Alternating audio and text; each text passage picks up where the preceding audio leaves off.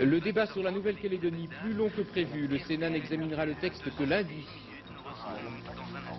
La catastrophe du Boeing Tokyo-Osaka, on n'en comprend pas encore les causes. Pologne, Solidarité aura 5 ans demain, mais l'espoir qu'il avait fait naître semble bien lointain. La FAO lance un nouvel appel pour l'Afrique. La faim progressera encore, dit son dernier rapport.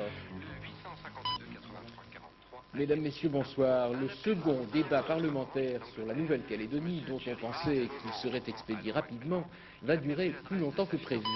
L'Assemblée nationale a bien voté le nouveau texte la nuit dernière, mais le Sénat, qui s'est réuni aujourd'hui, a reporté l'examen de la question à lundi. Ce qui retarde tout, c'est peut-être le nouveau débat constitutionnel qui a été lancé hier par Valéry Giscard d'Estaing et par Michel Debré, qui jugent l'un et l'autre que la procédure utilisée par le gouvernement n'est pas conforme à la Constitution. Fernand Tavares. Rien de renversant cet après-midi au Sénat. Visiblement, que ce soit le gouvernement ou le Parti socialiste, personne n'avait l'intention de bousculer l'opposition, majoritaire, il est vrai, au Palais du Luxembourg. Et puis, le coup de Giscard, criant à la violation de la Constitution hier à propos de l'utilisation de l'article 10, a eu pour effet de rendre prudents, pour ne pas dire muets, les membres de la Haute Assemblée. Une séance éclair au cours de laquelle ni la droite, ni la gauche, ni les ministres n'ont souhaité intervenir. Personne ne demande la parole. La séance est levée. En réalité, chacun veut se donner le temps de revoir son droit constitutionnel, car il est maintenant certain que l'opposition a bien l'intention de déposer 2 recours qui viseront à la fois le chef de l'État et le gouvernement. L'opposition saisira le Conseil constitutionnel sur la procédure, ou plus exactement sur le détournement de procédure.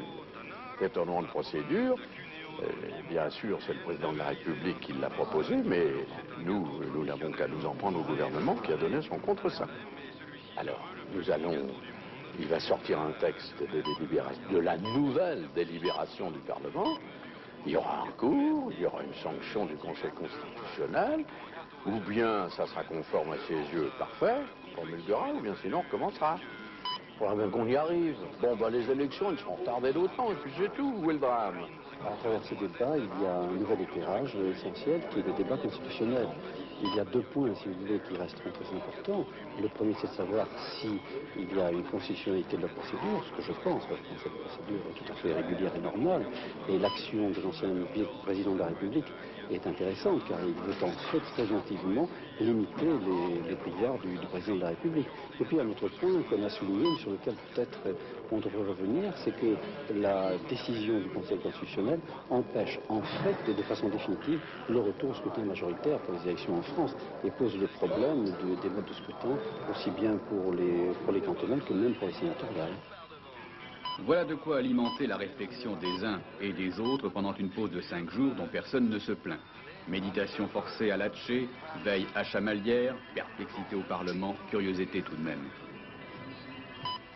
Les indices de popularité de François Mitterrand et de Laurent Fabius remontent un peu dans le sondage mensuel de l'IFRES publié par François. Le président de la République gagne 1 point et son Premier ministre en gagne 2. 2 éléments nouveaux à verser au dossier de l'affaire Greenpeace ce soir. D'abord une information publiée par le Canard enchaîné qui révèle l'identité des 2 personnes arrêtées en Nouvelle-Zélande et titulaires de faux passeports suisses. Ce couple serait bien français et appartiendrait au service secret. Et puis de son côté, VSD affirme que toute l'opération a été montée à l'Élysée au début de cette année pour réagir contre Greenpeace, l'organisation étant devenue, selon cet hebdomadaire, la tête de turc des militaires français. Réaction immédiate de l'Élysée ce soir qui oppose un démenti formel et annonce le dépôt d'une plainte contre VSD. Même réaction à la mairie de Paris car le directeur de cabinet de Jacques Chirac, Robert Pandreau, était lui aussi mis en cause par l'hebdomadaire. Enfin, ce soir, Bernard Prévost, que le président de la République a chargé de diriger l'enquête sur ce dossier, s'est entretenu avec Charles Herny, le ministre de la Défense. La catastrophe aérienne qui s'est produite hier au Japon reste encore largement inexpliquée. On parle beaucoup d'une porte du Boeing 747 qui aurait mal fonctionné, mais cette explication reste insuffisante. En tout cas, cet accident est le plus meurtrier de toute l'histoire de l'aviation. Son bilan est maintenant définitif, il est de 520 morts et il est quasiment miraculeux qu'on ait pu tout de même retrouver 4 survivants. Hélène Rizacher. 2 petites filles et 2 jeunes femmes ont été retrouvées dans les débris de l'avion, gravement blessées mais vivantes. Placées dans la partie centrale à l'arrière de l'avion, elles étaient assises côte à côte pendant le voyage. Ces 4 japonaises rescapées sont actuellement soignées dans un hôpital de la région. Leur état est jugé stable. On a parlé de 3 autres rescapés dans le coma, prisonniers des décombres, mais l'information n'a jamais été confirmée. Les 15 membres d'équipage et les 505 autres passagers, dont 12 enfants et 21 étrangers, auraient donc tous péri dans l'accident. Les débris du 747 de la Japan Airlines sont éparpillés sur tout le flanc du mont Osutaka. Les sauveteurs ont mis plusieurs heures à parvenir sur les lieux de la catastrophe à cause du mauvais temps. Ce soir, ils ont dégagé 52 corps des débris du Boeing. 1000 secouristes, pompiers, soldats continuent cette nuit les travaux de dégagement des victimes. Déchiquetés par la violence du choc, les corps sont quasiment impossibles à identifier. 8 cars de la compagnie aérienne ont transporté les familles des victimes sur les lieux ce matin. Les sauveteurs ont cherché à recueillir jusqu'au moindre indice d'identification. Et la télévision japonaise diffuse depuis la nuit dernière la liste des passagers de l'avion. Le 747 du vol Tokyo-Osaka avait décollé lundi à 18h12 local. 13 minutes plus tard, le pilote donne l'alerte. La 5e porte droite de l'appareil est cassée. Quelques minutes plus tard, j'ai perdu le contrôle de l'appareil, puis plus rien, l'avion disparaît des écrans radars. Cet après-midi, un morceau de gouvernail d'avion qui pourrait bien appartenir au 747 détruit a été retrouvé en plein Pacifique, à 9 km des côtes et 160 km du lieu de l'accident. Hypothèse, la 5e porte cassée dont parlait le pilote aurait volé en éclats et arraché une partie de la queue de l'appareil, d'où perte des contrôles de l'avion par le pilote. Mais sur les 747, les portes passagers sont impossibles à ouvrir de l'extérieur, bloquées par la pressurisation de la cabine. Pour les spécialistes, les causes de cet accident sont plus complexes qu'une simple histoire de porte. Sur le terrain, 1000 policiers recherchent la boîte noire qui contient les précieuses informations techniques sur le déroulement du vol. En Afrique du Sud, le bilan des émeutes raciales continue de s'alourdir. Et en outre, Amnesty International accuse ce soir l'Afrique du Sud de pratiquer la torture sur certains des prisonniers arrêtés en vertu de l'état d'urgence. Aujourd'hui encore, la police a emmené 200 lycéens de Soweto qui boycottaient leur classe. Les incidents se multiplient dans tout le pays. L'un des plus symptomatiques aujourd'hui, l'incendie de la maison de Nelson Mandela, le leader noir emprisonné depuis 21 ans. Gérard Pinson. Qui a lancé la nuit dernière des cocktails Molotov dans cette maison pas tout à fait comme les autres. La police de Pretoria déclare simplement qu'elle enquête, mais la moins surprise par l'incendie a sans doute été Winnie Mandela. La femme du leader noir emprisonné avait quitté son domicile voici 8 jours après que la police l'ait littéralement mise à sac lors d'une perquisition. Cette destruction est peut-être la réponse aux rumeurs de libération de Mandela, condamné à perpétuité en 1964 pour la simple raison qu'il présidait le Congrès national africain. À voir le ministre de l'Éducation partir ce matin en tournée d'inspection, casqué dans son blindé, on peut vérifier que le gouvernement repousse le geste d'apaisement que constituerait la libération sans condition de Mandela. D'ailleurs, hier, le président Botha comparait son maintien en prison à celui du dirigeant nazi Rudolf Hess. Face aux émeutiers, le pouvoir sud-africain campe donc sur ses positions intransigeantes et même à l'égard des plus jeunes. Aujourd'hui, dans un quartier de Soweto, la grande cité noire proche de Johannesburg, la police a arrêté environ 200 lycéens qui boycottaient les cours. Même si certains ont aussitôt été libérés, un évêque anglican accuse ce soir la police de rouer de coups des élèves récalcitrants. La jeunesse, ici les étudiants de l'université de Wits, demeurent à la pointe du mouvement revendicatif. En 3 semaines d'état d'urgence, le bilan officiel fait déjà état de 98 morts, tandis que la révolte s'étend chaque jour, touchant désormais les abords même de la capitale. Pretoria, où l'on attend le discours de jeudi du président Botha, sans trop espérer l'annonce d'un assouplissement. En Pologne, le 5e anniversaire de la création de Solidarité s'annonce bien calme. C'est le 14 août 80 que Solidarité était née au terme des accords de Gdansk. Revenu aujourd'hui à la clandestinité, le mouvement semble maintenant bien essoufflé. Aucun mot d'ordre de rassemblement, aucune cérémonie annoncée pour demain en Pologne. Memona Afedje-Interman. Août 80, un électricien sans emploi est porté en triomphe. Le 31 à Gdansk, Lech Walesa et le vice-premier ministre Jagielski signent un accord historique. La naissance légale du premier syndicat libre à l'Est, une révolution dans le monde communiste. L'épopée de Solidarité durera 500 jours. Solidarność ne revendique pas le pouvoir, ne remet pas en cause le lien privilégié entre l'URSS et la Pologne.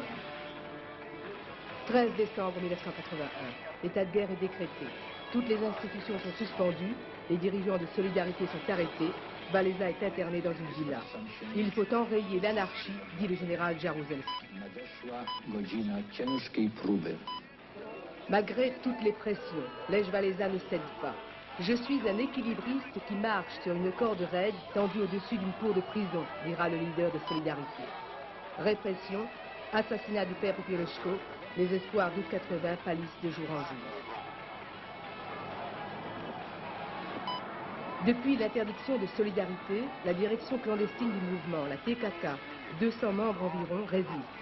Tandis que dans les usines, les militants de Solidarité tentent de rester vigilants au sein des comités autogestionnaires. Ils portent également un grand effort dans le domaine de l'édition en publiant brochures et livres distribués sous le manteau.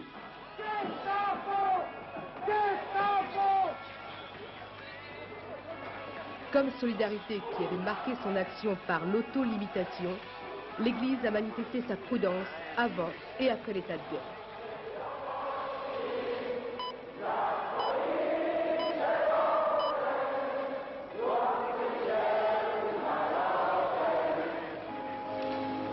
Le cardinal Glimp a prêché l'entente pour éviter la guerre civile. Le primat joue la stabilisation.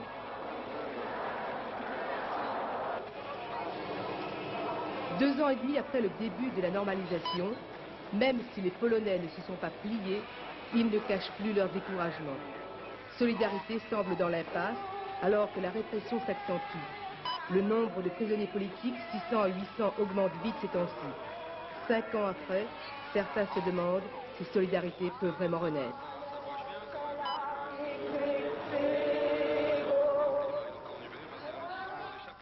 Au Proche-Orient, Israël a bien libéré ce matin un nouveau contingent de prisonniers chiites, libanais et palestiniens qui étaient détenus dans la prison d'Afit. Ces libérations avaient été annoncées hier soir, mais on parlait de 150 prisonniers et en fait 101 seulement ont été reconduits au-delà de la zone de sécurité qu'Israël occupe au sud Liban. La plupart de ces prisonniers ont été remis au Comité international de la Croix-Rouge. Encore un cri d'alarme lancé en faveur de l'Afrique. La FAO, l'organisation de l'ONU qui s'occupe de l'alimentation, souligne dans son rapport annuel que la famine risque encore de progresser dans ce continent. C'est le seul endroit du monde, en effet, où la production alimentaire augmente moins vite que la population, ce qui fait dire à l'auteur du rapport que l'Afrique n'a pas encore touché le fond. Hubert Coudurier. D'après la FAO et selon les tendances actuelles, en l'an 2000, 30 des 51 pays d'Afrique ne seront plus à même de nourrir leurs habitants. Une situation paradoxale car dans les années 70, la plupart des pays africains parvenaient à l'autosuffisance céréalière. La famine aujourd'hui aggravée par la sécheresse tient avant tout à une crise de la production. Les 3/4 des terres cultivables ne sont pas exploitées et ne peuvent subvenir à une démographie galopante. D'autant qu'une grande partie de la population émigre vers les villes. Résultat, comme l'a souligné la conférence de Genève en mars dernier, 30 millions de personnes sont menacées de mort et 150 millions souffrent de malnutrition. L'essentiel de l'aide d'urgence distribuée par les organisations internationales est donc absorbé par le continent africain dont les besoins ont augmenté de 40% en un an. Mais cette aide est désormais limitée par la crise économique qui sévit dans les pays occidentaux. De plus, elle est octroyée d'une façon dispersée, d'où la nécessité, comme l'a souvent répété le directeur de la FAO, Edouard Saouma, d'un véritable plan Marshall. Reste que cette assistance ne peut être une solution éternelle, elle doit se doubler d'une véritable politique de développement agricole. C'est ce à quoi s'attache la FAO sur le terrain, de l'irrigation à l'élevage, sans oublier la formation des hommes. L'exemple de l'Inde qui exporte aujourd'hui des céréales montre qu'un redressement est possible en 20 ans, note la FAO. Toutefois, l'Afrique souffre d'autres maux, les guerres qui déclenchent un flot de réfugiés continu et l'incapacité des organisations politiques telles l'OUA à créer une solidarité entre les États. Un quart de siècle après les indépendances, on est encore loin du compte. En Haute-Volta, le régime d'inspiration marxiste installé il y a 2 ans par le capitaine Sankara semble en difficulté. On vient d'annoncer pour la 2e fois la dissolution du gouvernement et le chef de l'État met en cause le fonctionnement de certains comités de défense révolutionnaires qui quadrillent le pays et qui sont la base même du régime. L'une de nos équipes, conduite par Richard Tripot, s'était rendue il y a quelques semaines dans ce pays, rebaptisé aujourd'hui le Burkina Faso, et avait observé précisément le fonctionnement de ces comités. L'impérialisme, le néocolonialisme, la patrie ou la mort, la patrie ou la mort. Merci camarades. Les comités de défense de la Révolution, ce sont d'abord des fers de lance de la politique menée depuis 2 ans par le capitaine Sankara. Ils sont élus par les habitants des villages ou par ceux d'un quartier dans les grandes villes. Ils gèrent les affaires et doivent en rendre compte à la population à l'occasion d'assemblées générales, comme ici. Au Burkina Faso, les CDR ont remplacé les chefs coutumiers. Il n'y avait en effet plus de place pour eux dans un régime qui entend faire disparaître l'esprit bourgeois. Au cours des premiers mois de la Révolution, les CDR ont entrepris la mise en chantier de travaux d'intérêt collectif. Ici, dans un quartier de Ouagadougou, l'un d'entre eux a décidé la construction d'un dispensaire. Pendant plusieurs semaines, presque toute la population du quartier a été mobilisée les samedis et dimanches pour édifier le bâtiment. Les récalcitrants au travail auront droit à une leçon de morale avant d'utiliser le dispensaire. Quelqu'un ne vient pas pour faire les travaux, il peut bénéficier, mais avant qu'il bénéficie, le CDR est obligé de le critiquer, de dire que ce qu'il a fait, c'est pas juste, il devrait participer aux travaux. Mais il bénéficie de ce dispensaire. Mais l'action des CDR est aussi et surtout politique. Ils ont pour mission d'enraciner la révolution et pour cela des cours d'instruction idéologique sont dispensés à la population. Au fil des mois, ce rôle est semble-t-il devenu de plus en plus important et l'emprise des CDR sur la population de plus en plus pesante, même si la critique est apparemment admise. Parfois, s'il y a une contestation, c'est en assemblée générale que le peuple réuni. S'il y a le bureau qui est défaillant, ils font une réunion générale, une assemblée générale, et chacun expose les problèmes. Il y a eu des bureaux déçus et déçus. Les CDR ont eu pour mission de fixer la révolution, mais ils peuvent aussi attirer des petits chefs jeunes et ambitieux. À Ouagadougou, des rumeurs courent aujourd'hui sur certaines bavures et Amnesty International a évoqué plusieurs cas de torture. Le capitaine Sankara, qui veut que la rigueur devienne le mode de vie des Burkinabés, devra faire vite s'il ne veut pas voir l'image de son pays se ternir. Économie française, un bon résultat pour l'indice des prix au mois de juillet, 0,4% de hausse, c'est le même chiffre qu'en juin, cela confirme la poursuite de la désinflation, on en est tout de même à 3,8% de hausse depuis le début de cette année. Bonne nouvelle également à propos de la gestion du supersonique Concorde, ou plus exactement une prévision optimiste de la compagnie Air France. Elle déclare que le supersonique sera bientôt rentable. Marie-Claire Pierre. Les 7 Concorde français passent moins de temps dans les airs qu'au hangar, puisque Air France, à l'exception de Paris-New York, a supprimé les lignes desservies par ce luxueux produit de la technologie franco-britannique. Pourtant, son résultat d'exploitation s'améliore. Ses bénéfices sont passés de 31,3 millions de francs en 1983 à 63,5 en 1984. Les candidats au franchissement du mur du son sont plus nombreux. 24 680 passagers ont voyagé à bord du Concorde pendant les 6 premiers mois de 1985, soit un coefficient de remplissage de plus de 62%, en hausse de 2,5 points par rapport à la même période de 1984. On peut donc dire que Concorde est rentable, mais au niveau seulement de ce qu'on appelle le petit équilibre. Quand on parle de rentabilité de Concorde, je crois qu'il faut distinguer 3 types de rentabilité.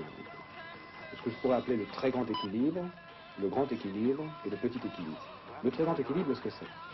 C'est la rentabilité appréciée, y compris tous les coûts de recherche, de développement de l'avion qui ont été engagés depuis 1962, et bien entendu les recettes que la compagnie a pu obtenir par la suite en exploitant l'appareil. Là, je pense que jamais on atteindra le très grand équilibre. Et on connaît beaucoup d'inventions, de grandes inventions comme Concorde, qui a connu le très grand équilibre, la rentabilité, avec prise en compte de tous les coûts de recherche. En revanche, le grand équilibre, lui, semble bientôt en vue, puisque d'un côté le bénéfice croît et de l'autre la charge d'amortissement décroît. Elle est passée de 140 millions de francs en 1984 à 125 en 1985 et 100 prévus en 1986. Il n'y a pas de mystère, il n'y a pas de secret. Les résultats de British Airways avec Concorde, contrairement à ce qui a pu être annoncé à droite et à gauche, sont du même ordre que ceux d'Air France. Et si on compare, si on regarde le ratio, c'est-à-dire le rapport entre le bénéfice d'exploitation et le chiffre d'affaires, il est pour les deux compagnies compris entre 10 et 11%. Le bel oiseau n'est pas prêt de quitter les cieux. British Airways vient de tester ses performances. Le fuselage de l'appareil se révèle increvable. La compagnie britannique envisage donc d'utiliser une vingtaine d'années encore le Concorde.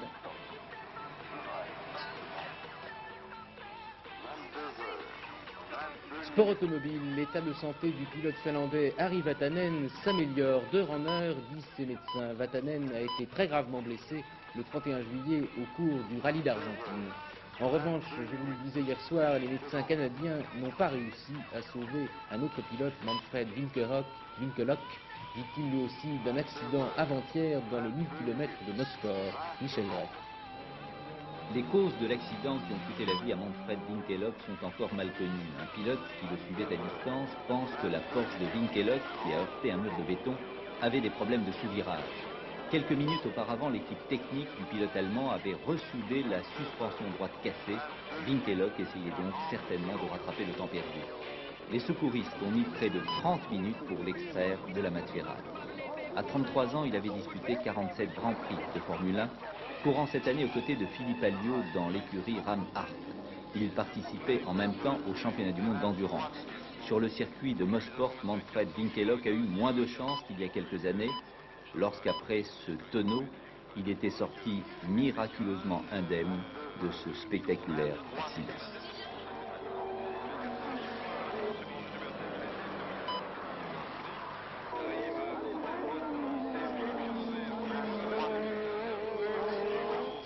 Le temps qu'on nous annonce pour demain, des nuages le matin sur toute la moitié nord du pays, ensuite du beau temps de l'Alsace aux Alpes et à la Corse. Ailleurs, le temps deviendra très lourd et des orages éclateront en fin d'après-midi et dans la soirée. Les températures seront donc en hausse, 24 à 27 degrés en moyenne sur la moitié ouest et 27 à 31 sur la moitié est. Demain soir, nous nous retrouverons à 21h20. Pour le moment, nous allons au théâtre dans un instant, mais avant cela, je vous rappelle, comme d'habitude, les principales nouvelles de la journée. Excellente fin de soirée sur la 3 et à demain. Le débat parlementaire sur la Nouvelle-Calédonie fait long feu. Le Sénat ne l'abordera que lundi. 4 rescapés dans le Boeing japonais qui s'est écrasé hier. On n'explique pas les raisons de la catastrophe. Pologne, Solidarité aura 5 ans demain, mais personne ne pourra célébrer cet anniversaire dans le pays. L'Afrique n'a pas encore touché le fond de la famine, prévient un rapport alarmant de la FAO.